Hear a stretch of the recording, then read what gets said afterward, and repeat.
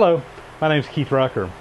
So it's been a couple of weeks really since I've been in the shop and able to get anything done with my travel schedule and being on the road, and man, things just really been crazy at work the last couple of weeks between me being gone and being in town trying to catch up on things. So I'm finally got some time out here at the shop, and I'm gonna be able to catch up on some things, and I'm really looking forward over this weekend getting some things done and hopefully sharing some things with you guys. So this weekend though is my work plan, I guess, is a little bit different. I don't really have a big project that I'm working on. I got plenty of big projects to work on, but instead I got just a bunch of little things in combination. So this video is going to be a little bit different. I decided I'm just going to roll the camera on a lot of this stuff and show you some of these little things that go on, and we'll probably have a variety of different things throughout this video. So we'll get things going here, and we'll see how this turns out. So first things first, in my last video that I did, I showed you this little knob that one of my viewers was very kind to send me that goes on my Wells Index milling machine. So he'd noticed when I was doing one of my videos that this little lever here, which engages the power feed going down on the like for boring or whatever on this mill, that the knob was missing off of this, and somewhere or another, he didn't explain where or why or how, he found the parts for this, an original knob, and this is the same knob that matches some of the other knobs on this mill. So we're going to put this off. I'm excited to get this because this is something that quite honestly has just aggravated me since I got this mill. That knob was gone, and you know, when I got the mill, this knob was gone on the crank that raises and lowers the table or the knee, and I actually turned one out of wood and made one to go on this on my wood lathe. And my intention was I was going to do the same thing. I was going to make a little wooden knob to go here, but it just had never done it. So anyway, let's see this. Okay, that's just going to unscrew right there, and we'll screw this new one in here. Oh yeah, look at there. So now we're back to original. That feels much better in the hand than that threaded stud did. So thank you again. This is awesome. Very nice addition and improvement to my milling machine. So now we're switching gears over here to the Lodge and Shipley lathe, and these are the elevation screws that we made a couple of weeks ago, and I need to finish these up. So there's a little bushing, for lack of a better term, that kind of slides up over here. It's pinned in place, and what it is just a stop that this keeps it from going down any farther. So it's about 1.5 inches in diameter, about a 1/2 inch thick, and of course we need to bore a 3/4 inch hole through it for this to go onto it, and then we will drill and pin these in place with some tapered pins, just like the originals were. So I got to make that little bushing to go on here. Real quick, easy job on the lathe. We're going to use some of the taper shank drills that I've collected up over the last couple of months to poke a hole in there, and then I'll probably finish it out. I want a good tight fit, so I'm going to probably just finish it with a boring bar to get it down to the exact size.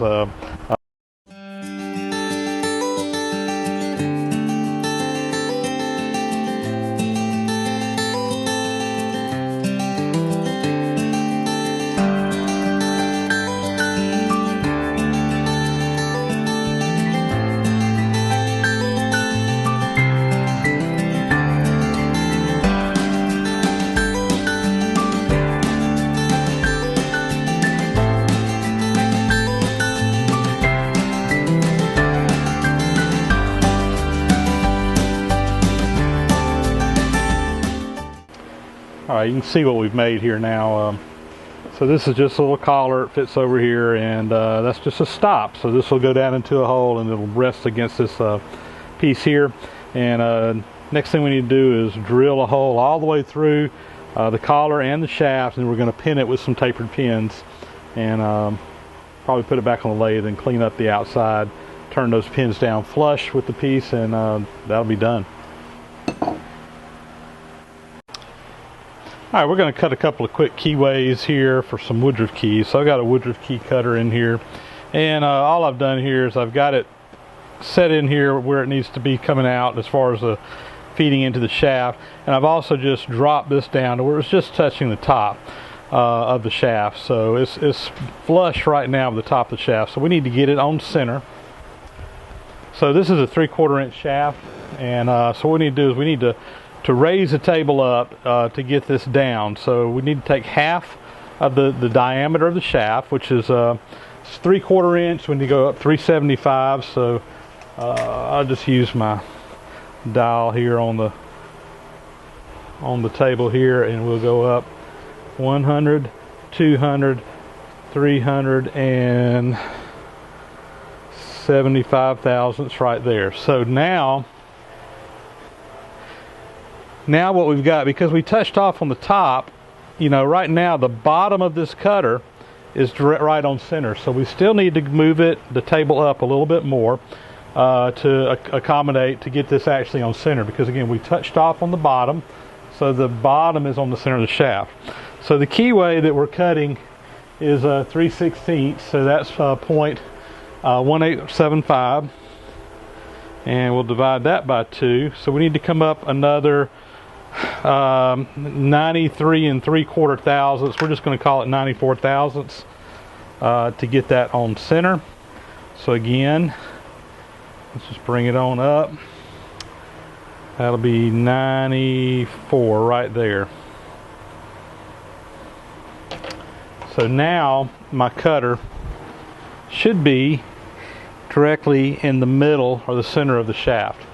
So we're just about ready to start cutting this. I'm going to get my DRO set up, and what I'm going to do is we're going to come in here until that's just touching off, and I'm going to use my digital readout to help me see how deep I'm going.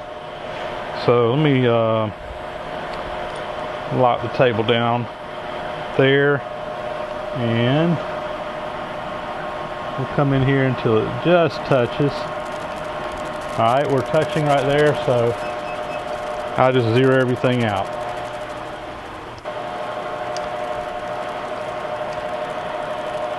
Alright, we're just going to drive this in about 250 thousandths. A little oil on there. And I'm just going to take my time here.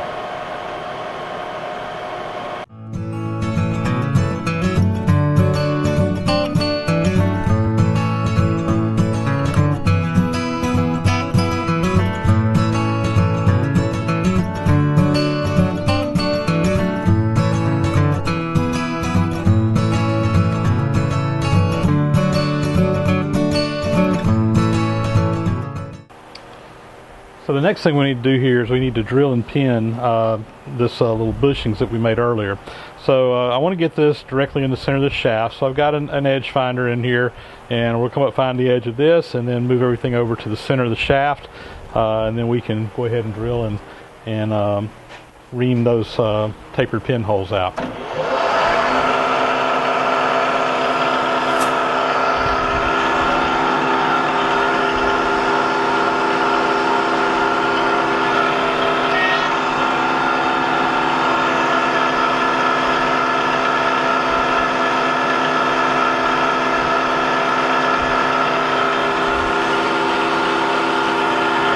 I zero my DRO right there. I'm going to just double check it again. And we're right on the money on the DRO.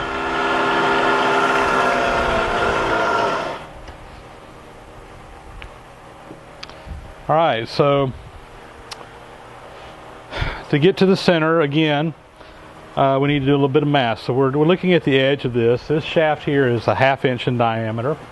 And then this shaft is 3/4 of an inch. So to get to the center, first thing we're going to do is get the center of this shaft on here. So that moves over 1/4 of an inch, or half of the 1/2 inch. And then we need to move it over half of the 3/4 of an inch. So let's see. So we need to move over 625 thousandths. I've zeroed it on my DRO. And 2, 3, 4, 5, 6,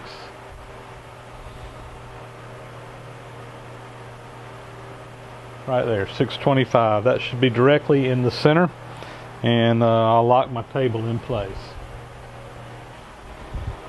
Alright, so we got the bushing where we want it on here. I just got it slid all the way up onto this, into the vise. We got it in the center of the shaft, and then I've just more or less eyeballed it into the center of this piece. It's not that critical. It's going to be close enough. So we'll start by just putting a little center drill in here.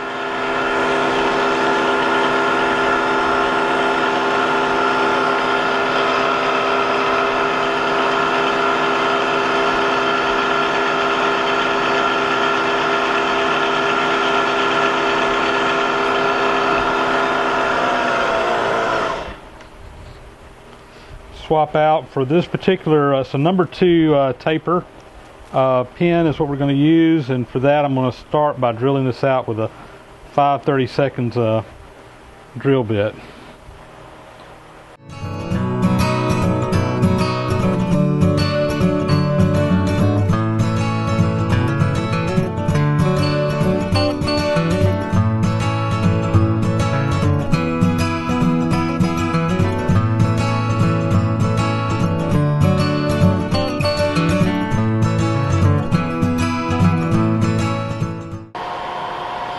Alright, now we have the taper reamer in here, and we'll just ream this through the hole and till the reamer just comes out of the bottom.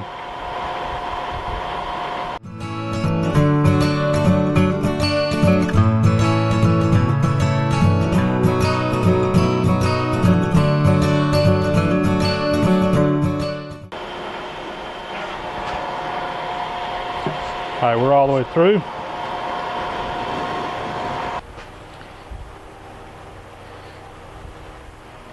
And there we go. Alright, so you can see what we got there. The pin's all the way through. The pin is longer than that, so we'll cut this off, and I'm actually going to put this back on the lathe, and we'll just turn the whole outside of this down just a little bit and clean that up so that the pin is basically flush all the way around. We'll just turn it to fit.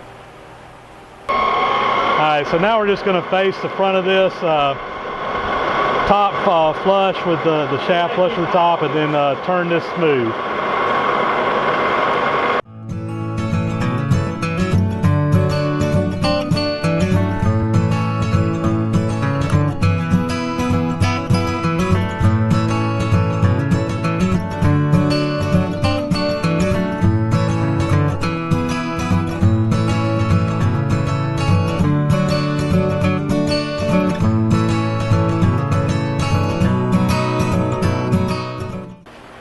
Alright, so the elevation screws are all done now. You can see where we got all this done. So there's 2 of these, and you know, I milled this square on here. I didn't show that on camera, but if you want to go back and see it, I've actually did a video earlier where I went through making some of these for another part of the machine. You can see how I did that. But this one here, this crank handle is going to fit on like such, and what will happen here is you'll have this little gear cog that goes in here. That's going to sandwich into the piece over there that will hold it in place. So this will be set in there with a set screw, and you got another sprocket on this one here. And when you crank that, there'll be a chain that will move both of these simultaneously that will crank that pressure plate up and down. So these are now done, and we're going to be working on getting the top plate all finished up and ready to go. Alright, another little thing I want to try to tackle today is to get this follow rest that we used earlier. I want to get it taken apart and ready where I can send these, wait for the train to go by. So I want to take this apart and get this out so we can send these castings off to Cattail to get new castings made, so that we can make a copy of this follow rest for my Lodge and Shipley lathe. So we're going to real quickly try to knock this apart into pieces. So let's see, will these come all the way out? No.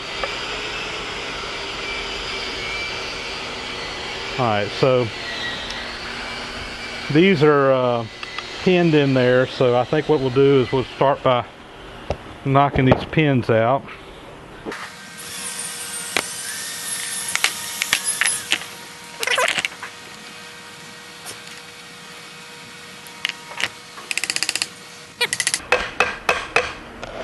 Ding dong me. Helps if you take this bolt out over here.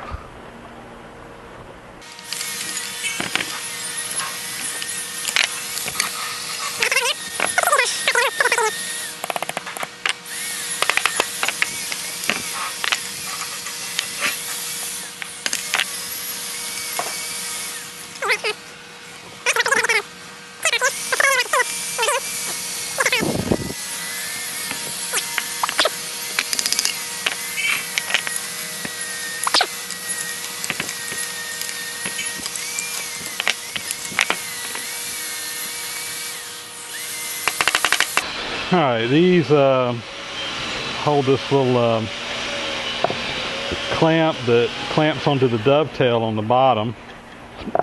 So flip that around where you can see it. So you can see that forms a dovetail, and this piece just floats in there, and when you tighten that up, it clamps it in place, and that's what holds it in place. So pull that piece out.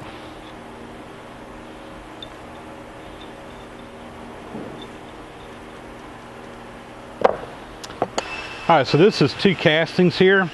You got this piece up here in the bottom piece, and this is held in place. There's 4 socket cap screws, Allen type screws that go in here. So let's see if we can break these loose. So I'm going to put that one in there, and then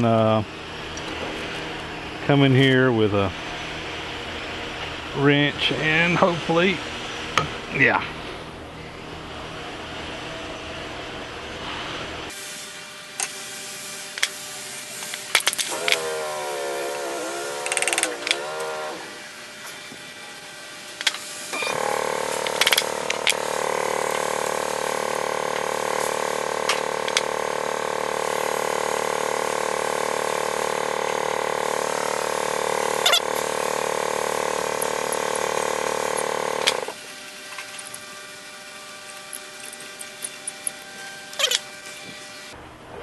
Alright, so now I can also tell there are 2 pins, dowel pins in here that are indexing this whole piece in place. So hopefully with my lead hammer here, yeah, it's moving.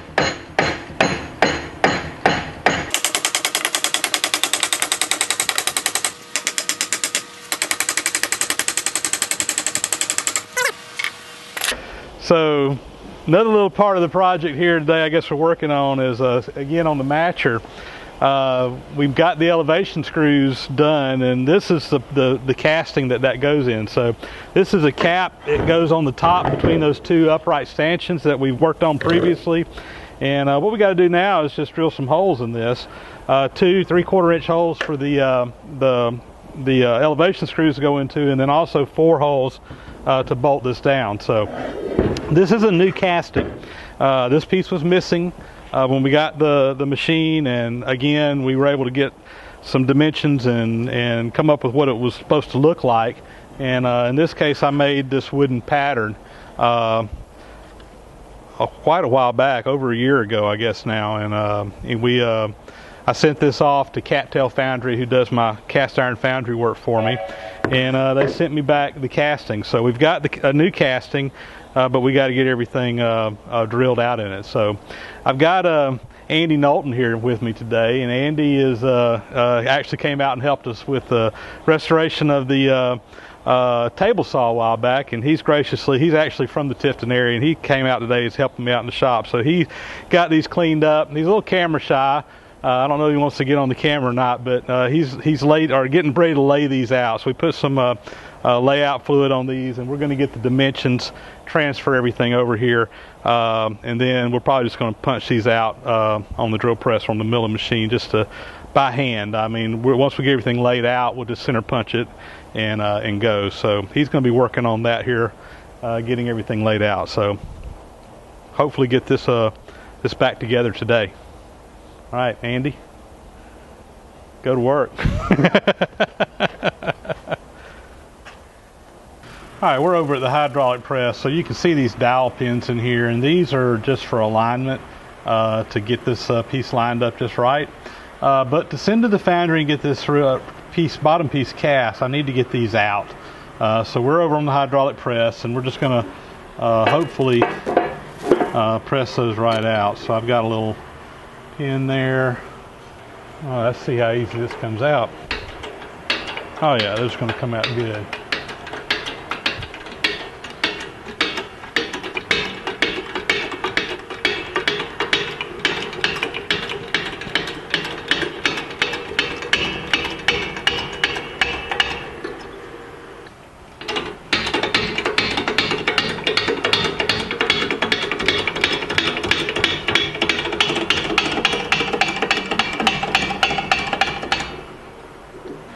Alright, so we've got everything pretty much taken apart now.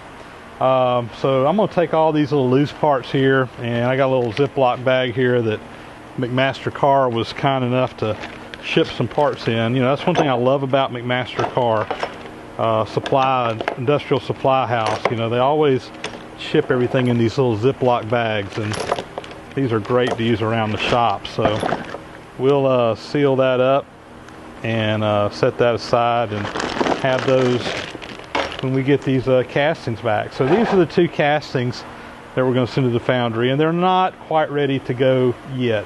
I'm going to take these home with me and prep them out, but let me just talk a little bit about what we've got to do. So, you know, obviously these parts have been machined, and what I need to get back from the foundry is parts that I can have enough metal on to machine. So this top surface, these bottom surfaces and stuff down here, I'm going to have to make some, probably just a little thin piece of plywood. We'll cut it out to match this profile. We'll just kind of glue it in place and send it to them. So I'll add a 1/16 or 1/8 of an inch of thickness to the top here. We'll fill these in. I'll probably just use, a lot of times I'll just use like modeling clay that I can take out easily and get those filled back in, because we'll need to be able to drill those out. On the bottom down here, same thing. I'll probably just cut a piece of wood and that will fit in here to kind of add some material to that, and just kind of glue it in place. On this side where the dovetail is, same thing. I'll make a piece of wood that fits in here. Obviously, to retract this from the casting, you can't have it going back in like that, so we have to have a little bit of draft coming out in the other way. So I'll make a piece of wood that fits in there. We'll glue it in place, plug all the holes up, because those will be drilled out. On this casting, same thing. You know, we'll just take a piece of plywood, put on the bottom, add a little thickness there, and this is going to be a little challenging. There's some little raised pieces in here that are machined out, and I'm going to have to add some material back to those, and I'll see what I'll do. Sometimes I'll just use some like silicone and just put a little bead of silicone on that, and then that's usually enough. That'll dry in place and be good enough for just doing one casting, and that'll give me enough material that I can get in there and clean those out. And these holes here, we'll have to plug all the holes up to go back to the foundry, and then they can actually use these as patterns and send them back to me, and I'll have new castings to work with. Now, you know, one thing I'll probably get a question about is shrinkage, and shrinkage is an issue with cast iron. As the metal cools, it's going to shrink, and so the parts I get back will be slightly smaller. But the nice thing is when you're dealing with a part that's fairly small, the shrinkage isn't that big of a deal. And I'll put enough material down here on the bottom of this to take care of any shrinkage in this direction, which would be the main thing, because the bigger the dimension, the more the shrink's going to play into effect. So not a big deal on this. I don't think the shrinkage is going to mess me up.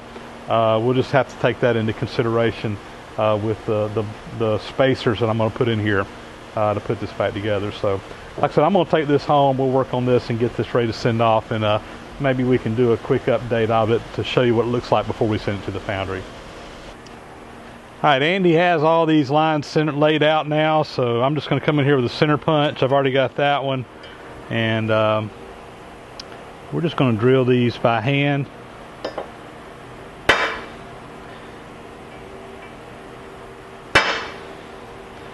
Say it's the outside ones. Mm-hmm. This one here.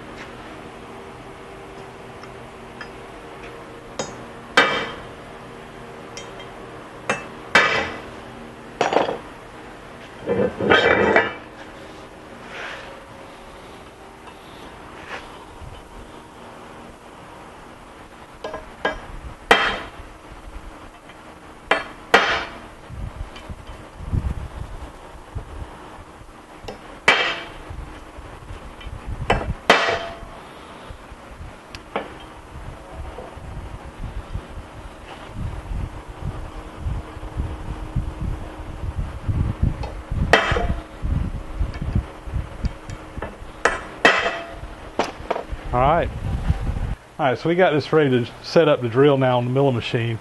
Since we're just doing on the center punches, we're not going to bolt this down or anything, so I've got it up on some blocks here just to give some clearance for the drill bit to go through. I put a little stop back here on the back, and that's just because the torque's going to be pulling this thing around, and that'll give it something steady to rest up against so it doesn't hang up and be wieldy while we're trying to drill this. So we're just going to punch a small hole through and then come back with a 1/2 inch hole on all these, and then we'll drill those out there to 3/4 inches. So I'm going to let Andy do this since he lined it all up. So I don't know, you might get in the camera a little bit. I ain't got you focused in there too hard, so maybe you can see your arms. Okay? That'll work. All right. So there you go.